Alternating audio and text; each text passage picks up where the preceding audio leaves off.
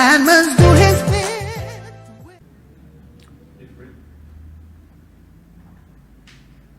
Welcome to the Public Interest. This week, I'm on my own. But we will be answering a very important question, the relationship between Guyana and Suriname. In fact, we'll be making a statement that Suriname should refrain from the use or the threat of the use of force against the territorial integrity of Guyana.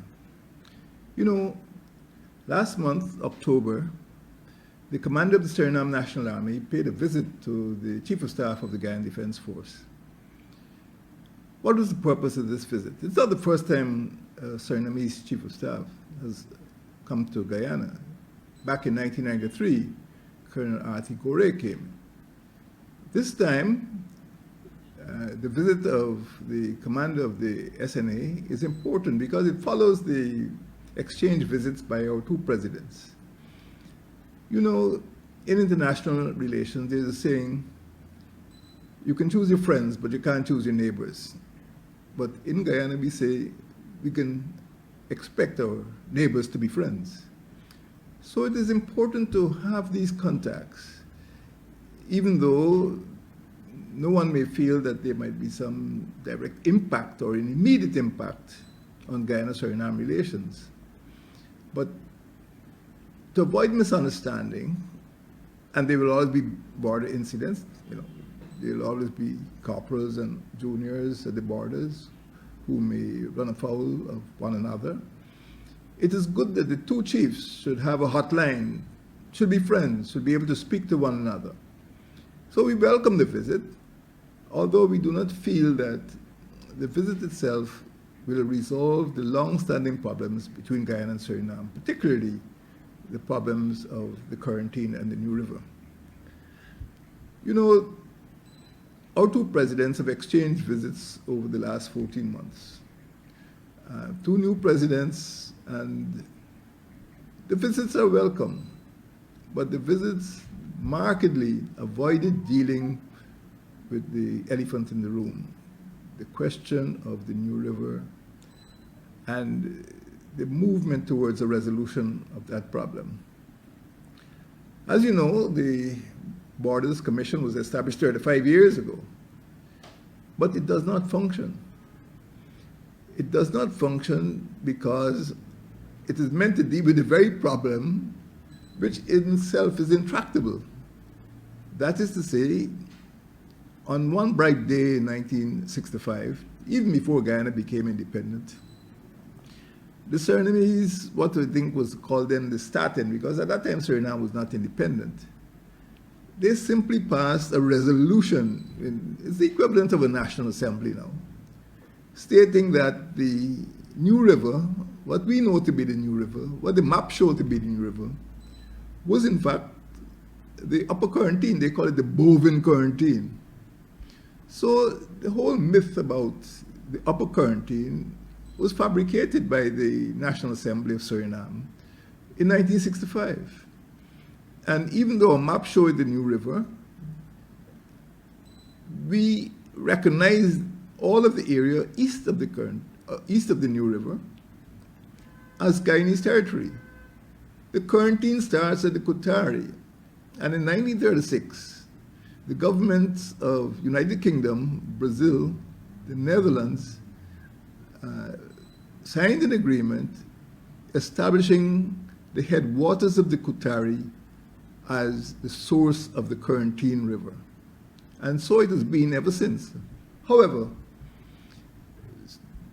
the Netherlands was a very powerful imperial or colonial country prior to the Second World War. And after the Second World War, they lost Indonesia. In fact, the Indonesians had to fight for their independence. Indonesia was the source of a lot of raw materials for Dutch industry and trade. But having lost Indonesia, the Netherlands turned to Suriname, which was the second largest colony in the Dutch Empire. There are other colonies, you know, Curaçao, St. Martin, Bonaire, and so on. But Suriname was the gem. And two of the important products coming out of Suriname were wood products and bauxite. To make bauxite, you need hydropower. And that hydropower was expected to come from the Corentyne River, which was not Surinamese, it was not Dutch.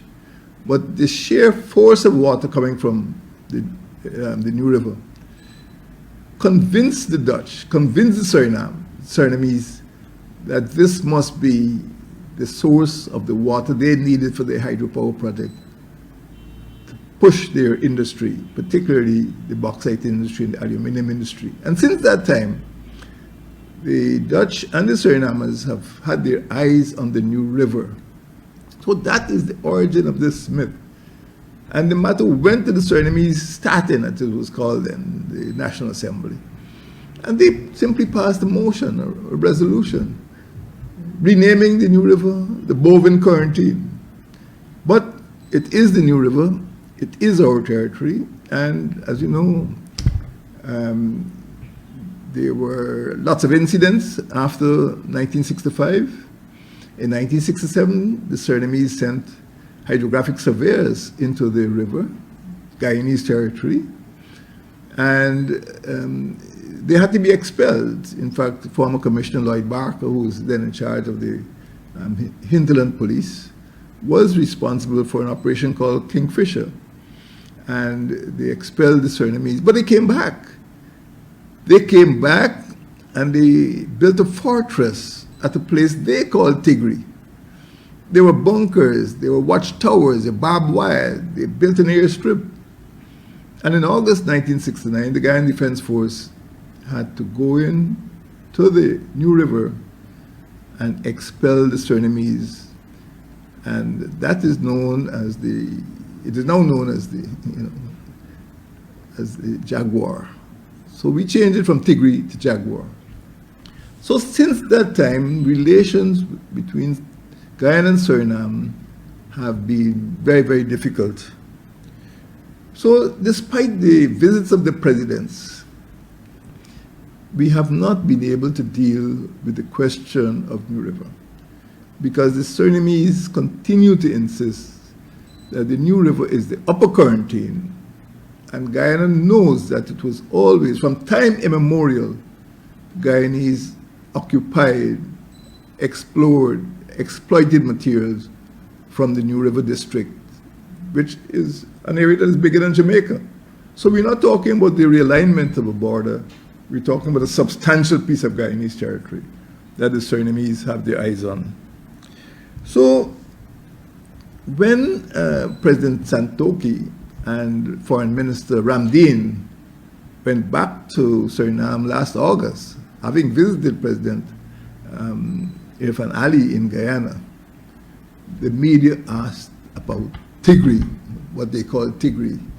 The media asked them about Tigri, and they gave a sort of vague, I would say, almost evasive answer that the matter will be referred to this Borders Commission, which essentially is dormant. It is comatose. It doesn't function. So it has been in existence for 35 years. So you're referring a problem to an organ that hasn't really functioned for 35 years. And it's unlikely to resolve the problem because Suriname is trying to claim territory which it does not own. And Guyana cannot be expected to give up 15,000 square kilometers of territory simply because Surinamese National Assembly passes a resolution. No municipal law could override international law, and that is Guyana's position. So since that time, in fact since 1965, the question of sovereignty over the New River has contaminated all of the relations between Guyana and Suriname. Whatever comes up, if it is a matter of the ferry, if it is a matter of fishermen, if it's a matter of use of the Corentyne River, sometimes even matters of functional cooperation, we find that the question always goes back in the Surinamese mind to Tigri. And this has happened over and over again. And it has impeded the relations between Suriname and Guyana for over half a century.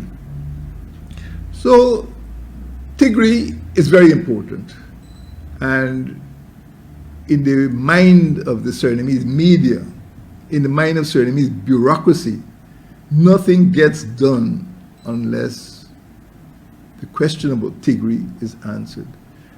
The problem is that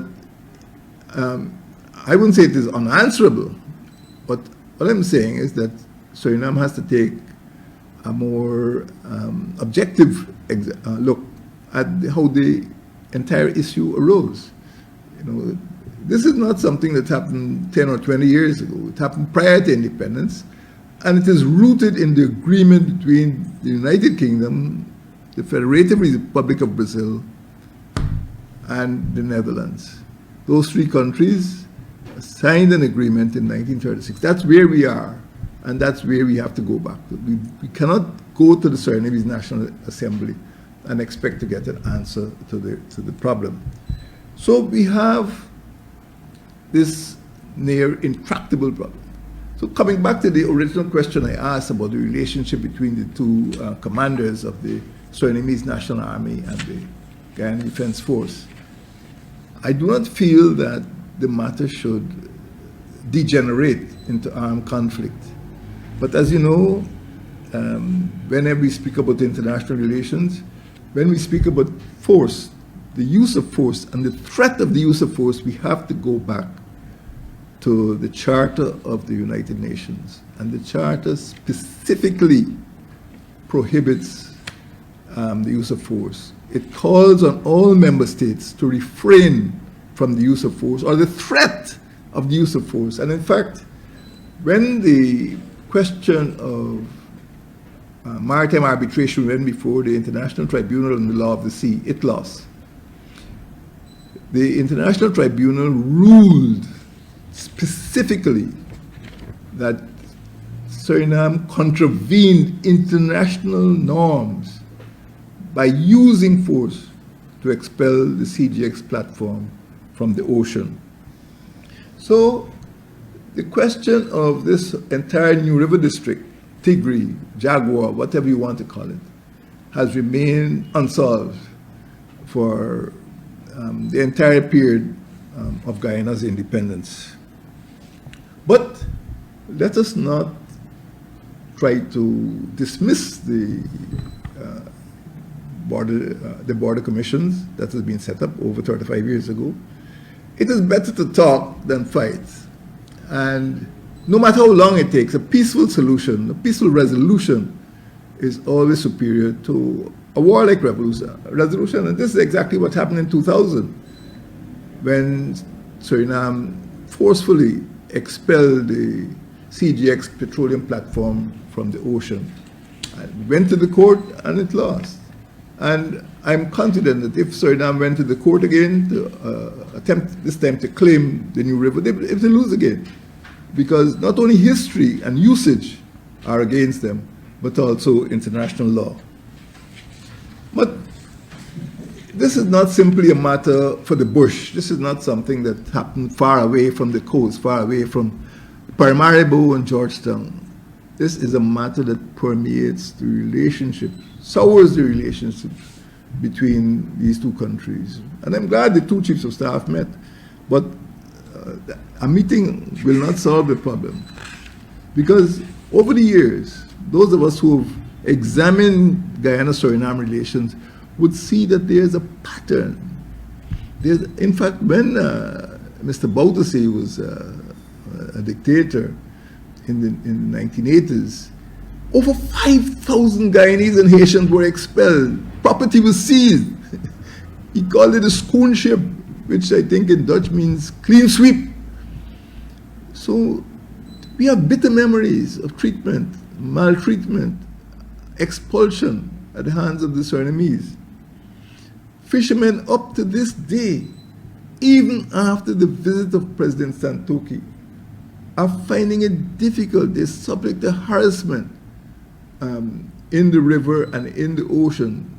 They have to buy expensive licenses. And I understand that the foreign diplomat actually felt that the problem was so grave that it required a diplomatic visit. I don't know that it will work. But seriously, our fishermen have suffered harm and loss, sometimes death, imprisonment at the hands of the Surinamese. Shakedowns. You know, they've had to pay exorbitant rates to make a living. Now, Guyana and Suriname are the only two CARICOM states which share a border. And there's a little creek called the Quarantine. It's a creek. You know, it's narrower than the Essequibo. And we should have been able to resolve that problem. But because of this Tigray fixation, our fishermen have been harassed. And of course, the worst case is that in 2020, you know, the Surinamese acquired some patrol boats and expelled an unarmed Canadian petroleum platform from our waters. And these are two CARICOM states. These are two CARICOM states. So the use of force, the expulsion of Guyanese residents, the harassment of fishermen, and now we have the threat to seize the New River. You know, this is a new threat. And a previous foreign minister, 11, 12 years ago, had to protest because a senior member of the Surinamese administration claimed that, or asserted or threatened that an invasion would take place to seize the New River. So our foreign minister asked them to explain what they meant, called in the ambassador. Up to now, there is no record that I know of that Suriname ever responded. But here you have a neighboring country which threatened to use force to seize 15,000 square kilometers of our territory and refuses to even answer the allegations and the assertions that they were preparing to use force to seize the territory that they claimed. Now this is not a laughing matter, because over the last 20 years, Surinamese have been rearming, they have been extending their military relations, they have acquired a tremendous amount of equipment. They've bought armored cars and artillery, they've bought helicopters, they've bought fast patrol boats. You know, they have developed and intensified their relations with China, with France, with Brazil, with the Netherlands, with the United States. And it is much more powerful now. The Surinamese National Army is much more powerful now than it was in 2000, or it was in 1969. That is even before Surinamese got their independence. So there is this aura of suspicion and distrust which has affected relationships. But at the same time, Suriname is arming. The SNA is much stronger now. Against who? Against Brazil? Against France? Because France is really the owner of what we call Guyana. It only has 3 borders, Brazil, France, and Guyana. So what are they doing with all these armored cars? What are they doing, you know, with all this military replenishment and reinforcement? So we have to remain vigilant. I'm not suggesting that any attack is being planned. This was dealt with by a foreign minister 12 years ago, 11 years ago, but still no answer has ever been given. So the presidential visit is important, but it doesn't deal with these issues, what I would call the elephant in the room. And every attempt, even at functional cooperation that has been made over 10, 20, 30, 40 years is in some way affected by this Tigray mentality, as I call it. So we know that, yes, Suriname had a very difficult period under the dictatorship of Mr. Bouterse during the 1980s. So there's an internal security situation. It appears to be outwardly stable, but in fact, it could be quite fragile. Guyana, as I like to insist, is the only country on the continent of South America in which the army has never attacked or seized power. It has never attacked the government of the day, regardless of which party is in office. We are regarded as a stable democracy on this continent. But Suriname, coming out of this tradition of instability, perhaps it needs an army for its own internal purposes, but at the same time, the rebuilding of the army must not be used to promote the use of force for the seizure or for the capture of any part of Guyanese territory. So we have to deal with the Charter of the United Nations. When we hear about these threats, when we read of them, yes, the government is correct, the foreign ministry is correct, demand answers. But at the same time, we have to build a relationship with Suriname, and Suriname has to respect international law. Suriname has to respect Guyana, and Suriname has to respect, the historical justification of Guyana to remain in undisturbed occupation of the New River District. So that is where we are. Now, if we are to build a long-term relationship with Suriname, with trade and commerce, military relations, within the framework of the Caribbean community, it has to be based on respect. And that respect has to be within the framework of Guyana's borders. Those borders are immutable. We did have an incident in 1966 in which Venezuela seized the island of Ancocco. And up to now, Guyana has never been able to recover that island of Ancocco. Venezuela used military force, and Venezuela continues to threaten the Republic of Guyana with the use of military force. There have been overflights, there have been seizures of boats. This year, 2021. And we must not allow the Surinamese to feel that they could get away with the same type of behavior in the East. What we need from Suriname is a declaration, an unambiguous declaration, that it will refrain from the use of force against Guyana. We have never had that declaration in all of our history. Can we work with Suriname as a trusted partner for this great development agenda? Everyone speaks about petroleum. Everyone speaks about the shared use of resources. Everyone speaks about trade and commerce and technology. But I tell you, my friends, over the last 50 years, everything, even university collaboration, functional cooperation, everything comes to a halt when some Surinamese bureaucrat or minister raises this question about Tigray. And sometimes communiques have been drafted, agreements have been drafted, but they've never been signed, they've never been operationalized because of the Tigray question. So there are scores of drafts, there are scores of agreements, but we must not be caught up in the web of international conflict. All over the world, there are border disputes, there are territorial disputes, there are maritime disputes. And sometimes the Pope has been called in to arbitrate, and sometimes the parties concerned have accepted international jurisdiction, they've accepted international arbitration.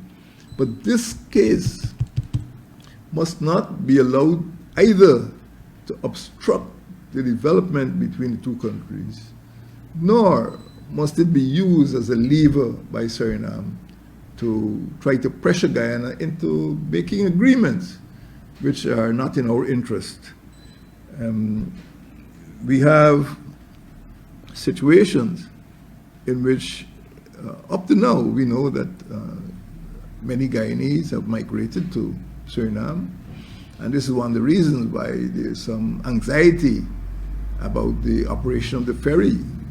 Many Guyanese live in Western Suriname. And that may be one of the reasons why some of the Surinamers look down on Guyanese, because Guyanese went in there during the 70s and 80s to do work in agriculture, in other trades, which the Surinamese were not prepared to do. The Guyanese diaspora is important to us, and we will not tolerate people of Guyanese origin being treated in an inhumane manner. And this is exactly what happened during schoolship. So apart from the official presidential visits and the parades and the glitter, the pomp and the ceremony and the dinners, we have to deal with people-to-people relations. We have to deal with the bureaucracies. We have to deal with the persons in the two governments who are responsible for operationalizing these agreements. Guyanese are found in all of the countries in the Caribbean, in Barbados, in Trinidad, even Venezuela, Brazil, in Antigua, St. Kitts Nevis. And we have to be able to protect our people wherever they are. Suriname is our closest neighbor. I welcome this visit between the commander of the Suriname National Army to the Chief of Staff of the GDF, but it must go beyond parades and cocktails. It must deal with the basic issue. And the sooner our government moves to get Tigray off the table, to get this Jaguar issue off the table, the better it would be for Guyanese and for the trade relations. My friends, when you put Guyana and Suriname together, we are bigger than Germany.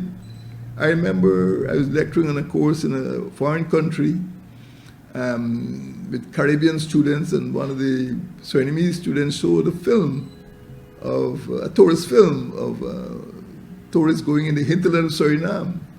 And some of the students on the course from the islands. So which country is that? That's the CARICOM country. So when you put Guyana and Suriname together, we have a powerful tourism product. We are a big country. And even though our population is small, we can do much better for all the people on both sides of that creek we call the quarantine. So this is my message. The big problem between Guyana and Suriname is the question of territorial sovereignty. The second big problem is Surinamese threat, the actual use of force against Guyana. And we call on Suriname to refrain from threatening to use force or from actually using force in an attempt to get territory which does not belong to them. Guyana will not give up 1 square centimeter of territory. Thank you.